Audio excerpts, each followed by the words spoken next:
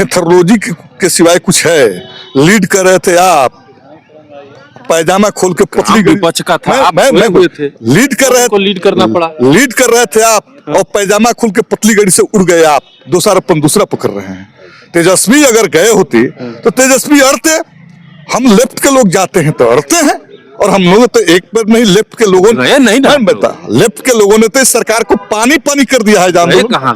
अरे छात्र 12 दिन से आंदोलन, हम गए, हम लोग उनको देखिए, किसी राजनीतिक पार्टी का आंदोलन नहीं है, वो अभ्यर्थियों के आंदोलन है। उस आंदोलन को बाहर से रख के हम समर्थन कर रहे हैं, उनकी ताकत को मजबूत कर रहे हैं। उनके आंदोलन में सीधी तौर पर शामिल होना, उनके आंदोलन को गुमराह करना और तोड़ना है। प्रशांत किशोर उस आंदोलन को गुमराह और तोड़ने की मंशा के साथ उस आंदोलन के साथ जा रहे हैं। आप समर्थन कीजिए ना, आप उनके लिए जिला में आंदोलन कीजिए, उनके लिए आप अलग से अनशन कीजिए। ये आंदोलन को आप अभ्यर्थियों के बीच क्यों जा रहे हैं?